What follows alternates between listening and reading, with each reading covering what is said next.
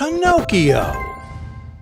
Once upon a time, there lived a poor and lonely woodcutter named Geppetto. One day, Geppetto found a fine log of wood, and he decided to make a puppet to keep him company. He carved a little boy out of the wood and called him Pinocchio. Geppetto loved Pinocchio as much as if he were a real child. He wanted to send Pinocchio to school and bring him up properly. But Pinocchio started out as a naughty little puppet. The first thing he did, as soon as he learned how to walk on his wooden legs, was to run away. Geppetto set out to look for Pinocchio, but he could not find him. Meanwhile, a policeman caught Pinocchio by his nose, but he wriggled away and ran back home. There was no one at home because Geppetto was still out looking for him. Suddenly, a voice cried, "Cree, cree, cree!" "Who said that?" asked Pinocchio in a frightened voice. "I did," said the talking cricket, crawling slowly up the wall. "Shame on boys who run away from home. You should go to school or you will grow up to be a donkey." "Go away!" shouted Pinocchio. The cricket stepped through the window and was gone. Pinocchio was hungry, for he had not eaten anything all day. He went about the room pulling out drawers, looking for something to eat. He saw something in a corner and picked it up. It was an egg. "Now I shall have something to eat," he said. But when he broke the eggshell, a little chicken popped out. "Thank you, Master Pinocchio," it said politely. "You have saved me the trouble of breaking my shell. Goodbye." And the chicken flew away.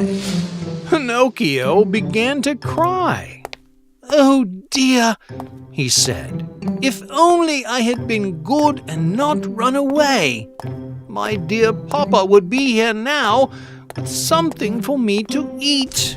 He sat down in front of the fireplace and stretched out his legs to warm them. He fell fast asleep, and when he woke up, his wooden feet were burned off. Oh, how Pinocchio cried! Just then, Geppetto came back. He was overjoyed to see his little boy again and kissed him. "I can make you new feet," he said, "but then you would run away again." "No, I won't," Pinocchio promised. "I'll be good and go to school." So Geppetto took his tools and made 2 nice new feet for Pinocchio. Then he made some clothes for him. But there was no money for a school book for Pinocchio. So Geppetto went out and sold his overcoat to buy a school book. Pinocchio kissed his dear father and started off to school. He really meant to be good. But alas, on the way to school, Pinocchio passed a big tent. There was a puppet show going on inside. Pinocchio sold his school book to a peddler for a ticket to the show, and in he went. A showman called Fire Eater saw Pinocchio. He said, "Bring that puppet here! He is made of fine, dry wood and will make a good blaze for my roast." The cook brought Pinocchio, who was wriggling and screaming. When Fire Eater saw Pinocchio cry, he felt sorry for him. Pinocchio told him all his troubles and how poor Geppetto had sold his overcoat to buy him a school book. fire eater said, Here are 5 gold pieces. Buy your father a new overcoat and yourself a new school book. Pinocchio started down the road towards home. He jingled the 5 gold pieces in his pocket. But also he met with some bad companions on the way. He stopped to talk to 2 beggars, a fox and a cat. "Look, I am rich," said Pinocchio, pulling the 5 gold pieces out of his pocket. The fox and the cat opened their eyes. What will you do with all that money?" they asked. "I am going to buy my father a new overcoat and myself a school book." It's silly to go to school, said the fox. You must be hungry. Why don't you have dinner with us at the inn? "Cree, cree, cree," said a small voice nearby among the weeds. Don't listen to bad companions. Pinocchio knew it was the voice of the talking cricket, but he did not want to listen. Instead, he went with the fox and the cat. The fox had rabbit stew, the cat had fried fish, and Pinocchio had spaghetti. But Pinocchio fell asleep with his plate of spaghetti half eaten. When he woke up, the fox and cat were gone. He had to pay a gold coin to the innkeeper for their dinners. "Anyway, I have the other 4 gold coins," said Pinocchio to himself. It was past midnight when Pinocchio left the inn. As he walked along the dark road, he heard the sound of running feet behind him.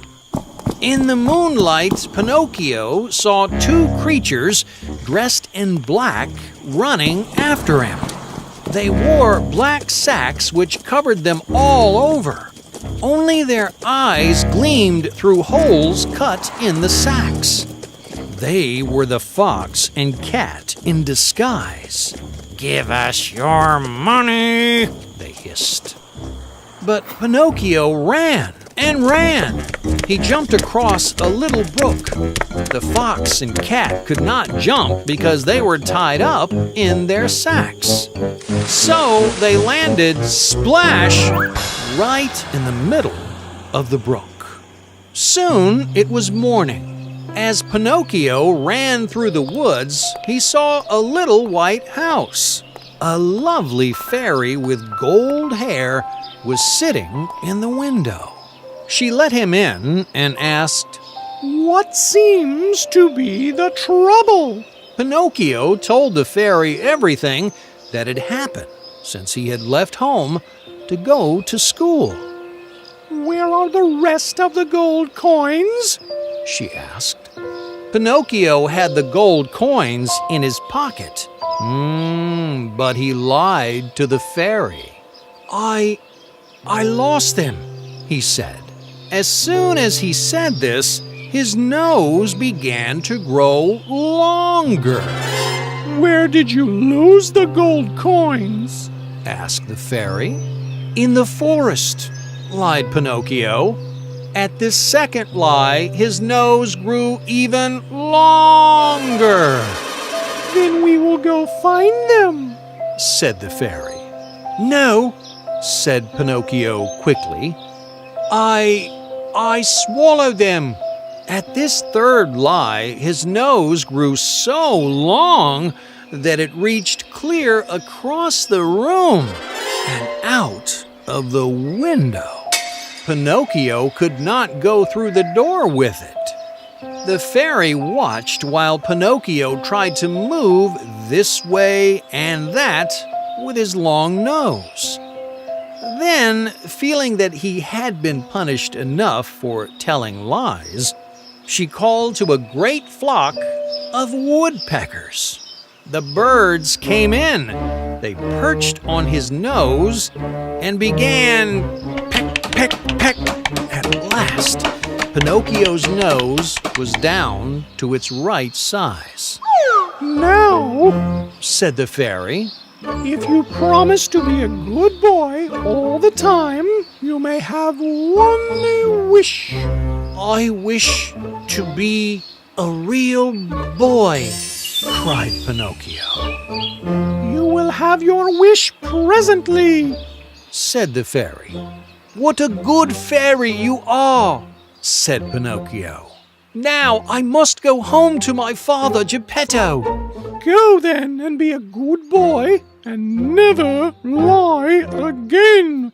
Each time you tell a lie, your nose will grow longer, said the fairy as she kissed him goodbye. Pinocchio ran home to Geppetto, who was overjoyed to see him. When Pinocchio awoke the next morning, he found that he was no longer a puppet, but a real boy. How silly and naughty I was when I was a puppet! How glad I am now that I am a well-behaved boy, he said. From that day on, Pinocchio and Geppetto lived happily ever after. If you like this story, give thumbs up and subscribe to our channel for more videos. See you soon!